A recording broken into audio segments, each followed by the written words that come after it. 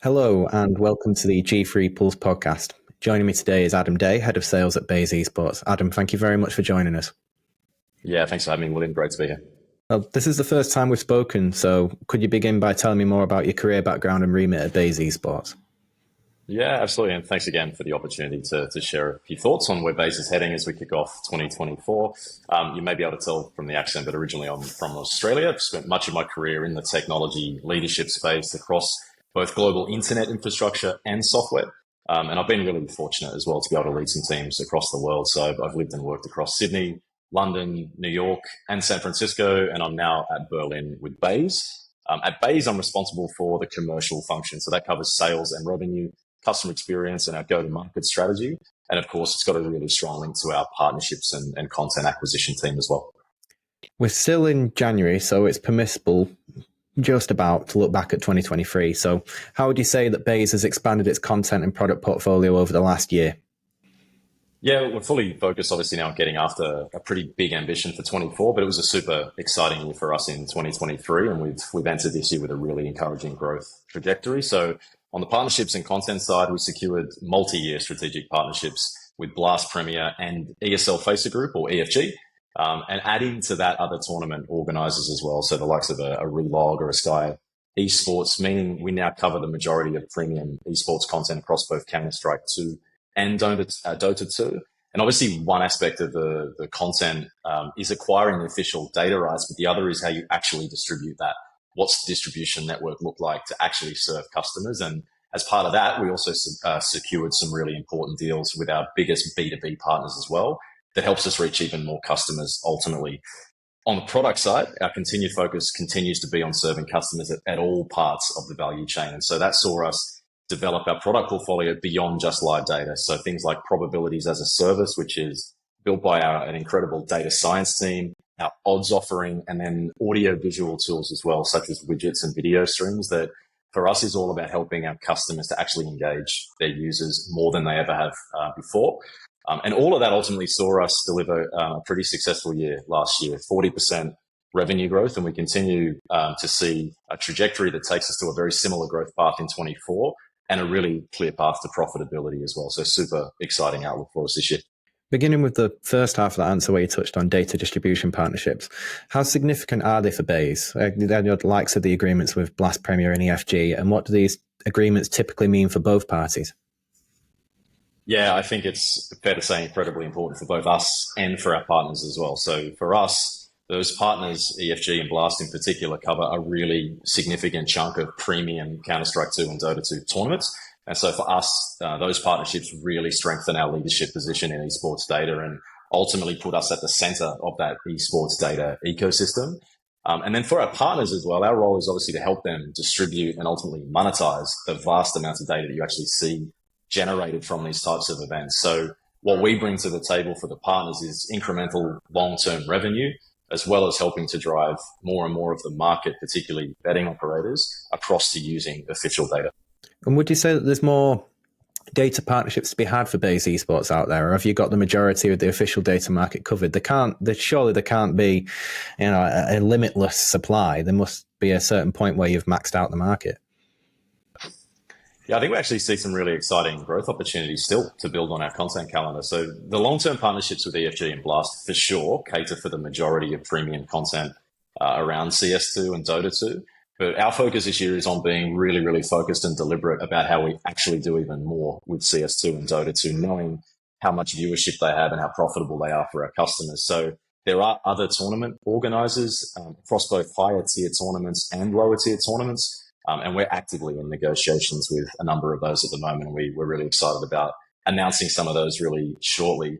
Outside of just the content piece as well, there's the distribution networks that I mentioned as well. And so that's another element that we're really close to being able to announce some exciting new distribution partnerships on top of the additional tournament organizers for content.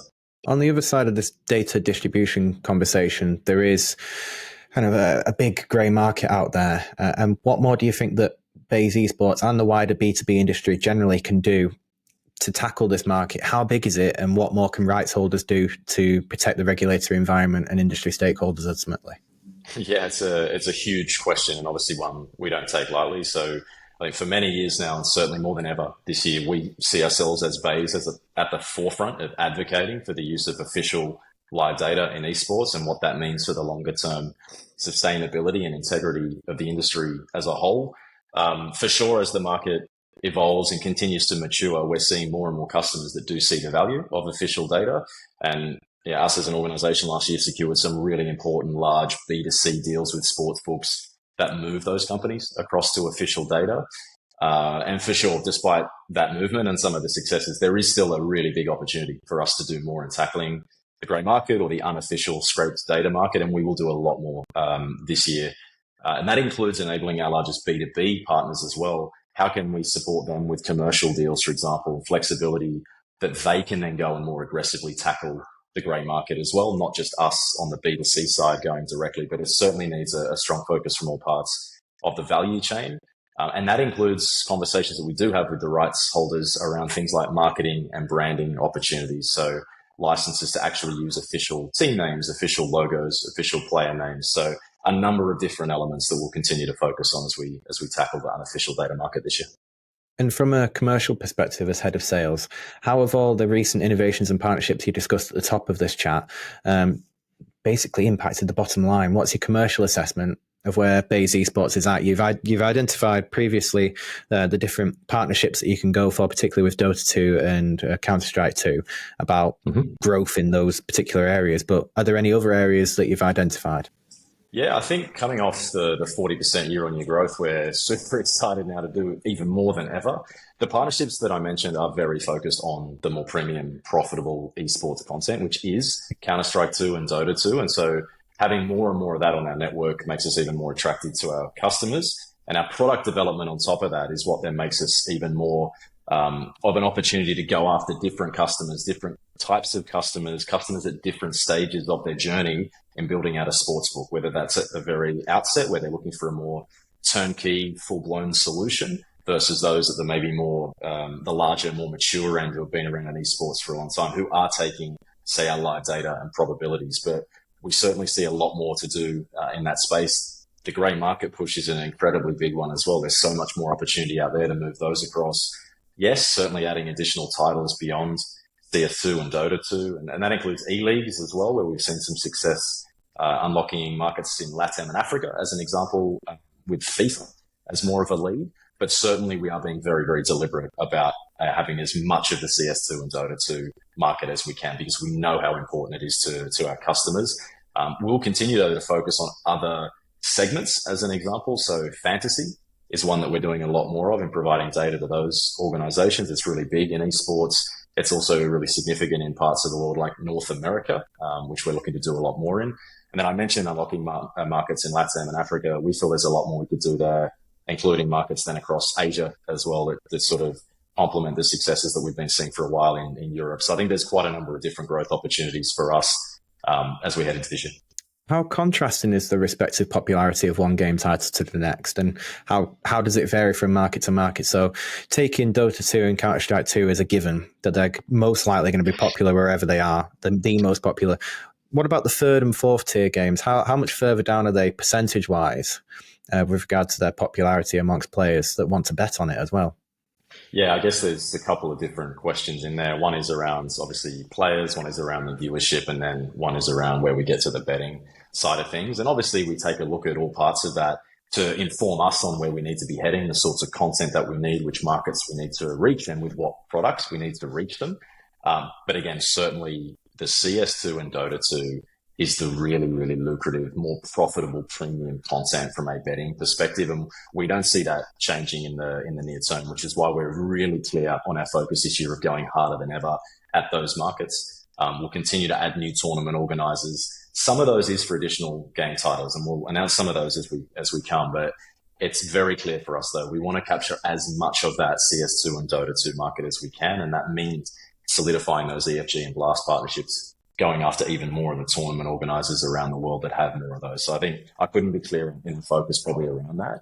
But definitely some of those other titles And it is a bit of a step down, yes, from a percentage perspective. The vast majority of revenue is driven by the likes of a CS2 and Dota 2.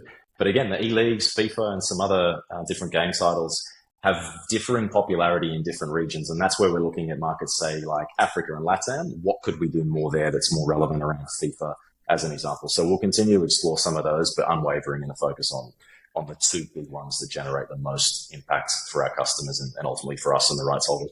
Of course, those games are at the crux of who and what Bayes Esports is. But from a kind of services perspective, in what way are you looking to widen the tool set to ensure that every single aspect of the customer journey from onboarding to the endpoint is taken care of? Yeah, really good point, because again, content acquisition and securing rights for those is one thing. It's great if you've got that, but then how do you actually build a distribution network? How do you actually get that to end clients? And how do you build a product set on top of that that means it is relevant to more and more customers? And obviously the operational elements of that customer experience is incredibly important too. So I mentioned a few of our products that we've evolved beyond just live data. So probabilities is one of those. Looking at helping sit alongside an odds product, perhaps in-house, that gives the team a different view. So the traders can take a look at our probabilities, use it for some benchmarking. We know we've seen our success with our probabilities product of driving greater margins across odds. So that's one we're really investing some more time, resource, energy, and money on.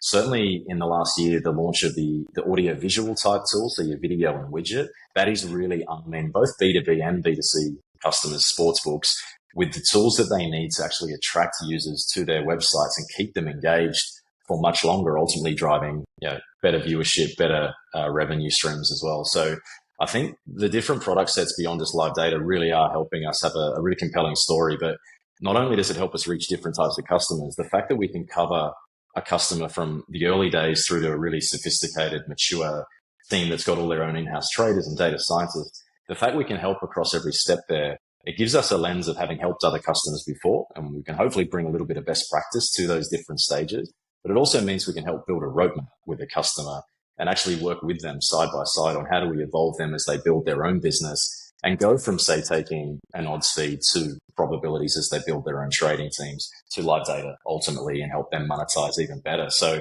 I think that's really exciting for us as well. But the focus on wider use cases, wider sets of use cases, even across to the likes of a fantasy and media type offering that I mentioned, all of that is really key to our growth strategy and helping that we're driving as much value to our customers, but also the rights holders and the overall esports community in general. And rounding up our conversation, we have the finalised show in London, Loom, and it's only a couple of weeks away now from the time of recording. So what will Bayes Esports be showcasing at the event from everything we've discussed so far? Yeah, super important event for us and for the esports community. We'll have a team of sort of sales, commercial, product, and our broader leadership group will all be there as well. So we're really excited to showcase all of those products that I just mentioned. I think the live data piece is a given. So we'll talk more about the content that we're bringing on board, how we're going harder at some of the CS2 and Dota partnerships, and then also what we're doing on the distribution side. And hopefully we'll be able to announce an upcoming distribution partner there as well. But equally from a products perspective, we will be really focused on the odds product, on probabilities, and then on those audio visual betting engagement type tools around widgets and videos that I mentioned. And equally part of these events is also to hear firsthand from customers on what they're seeing in the market, what else would be of value to them that can inform us in our ongoing roadmap and planning. But yeah, we're really excited to bring some of those products to life at the event. And probably should also mention straight after ICE is the IEM Katowice event in Poland from 9th to 11th of February. So one of the flagship CS2 events of the year that we'll be at as well. So we can see customers and prospective customers at either ICE London or IEM Katowice straight after. Are you heading straight there afterwards? We will be, yes. Most of the team will be jumping between both. They're really important ones for the year. Oh, well done to you on that, and best of luck. Thank you very much, Adam. Thank you for coming on. I look forward to meeting you in person at the XL in a couple of weeks. Yeah, you too. Thanks, William. Appreciate it.